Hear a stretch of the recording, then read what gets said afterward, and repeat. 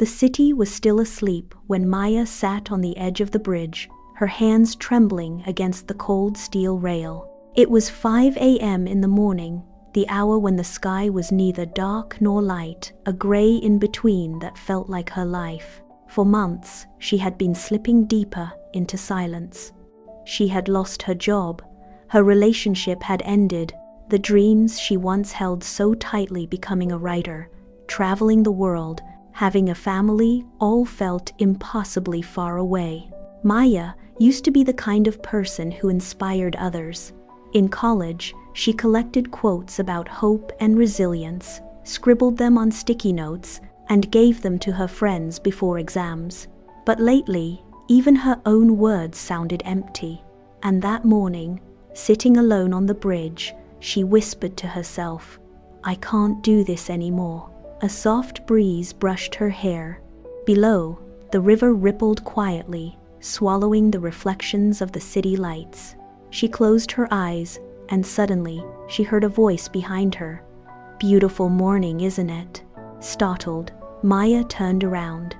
An old man stood there with a small cart filled with newspapers. His coat was worn at the edges, but his eyes, they were calm and alive.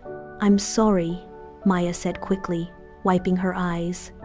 "I didn't mean." He raised a hand, gently. "No need to explain, dear. I walk this bridge every morning. You'd be surprised how many people come here to think." His tone was quiet but steady, like someone who knew pain well but no longer feared it. They stood there for a moment, watching the faint orange light begin to bloom at the edge of the horizon. "You know," he said after a while, "I used to come here for the same reason you did." Maya looked at him, unsure if he was serious.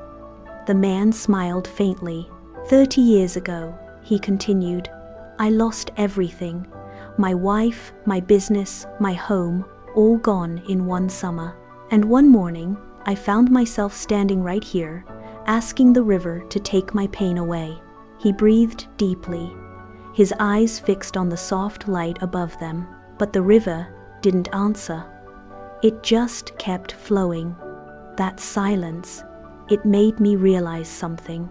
Life doesn't stop when we fall. It just keeps moving, waiting for us to step back in. He looked at her with eyes full of warmth and memory. "I decided that day that if the river could keep going, so could I. And somehow, that was enough to take one more breath, one more step." Something shifted inside Maya, something small but real. It wasn't sudden hope, not yet. It was more like a flicker of curiosity, a question in her heart. What if there was still more ahead? She looked up. The sun was climbing over the buildings now, painting the sky gold. The old man smiled and began to wheel his cart away. "Wait," she said. "Did things ever get better for you?" He chuckled softly.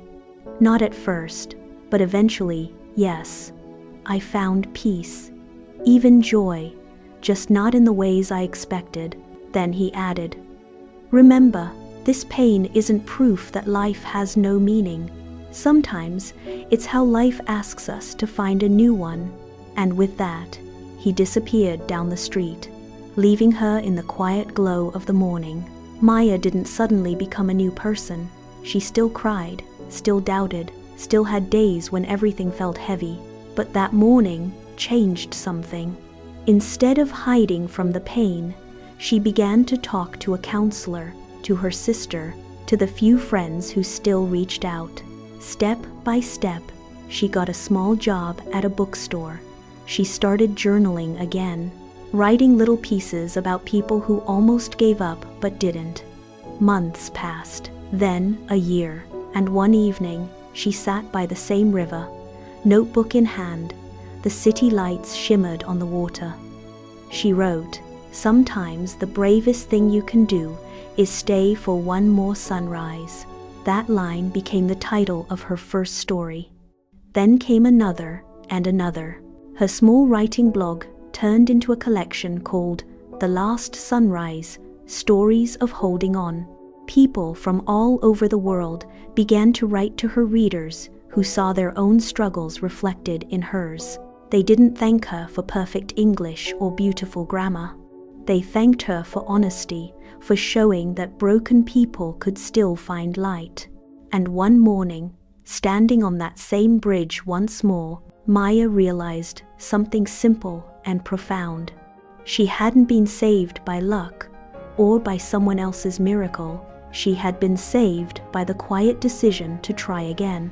Sometimes, life doesn't get easier, but you get stronger. The waves still come, the wind still hurts, and the nights still feel long. But every sunrise brings another chance, one more breath, one more moment, one more step. That's what never giving up really means. It's not about being fearless, it's about standing at the edge and saying, "Not today, I'm staying."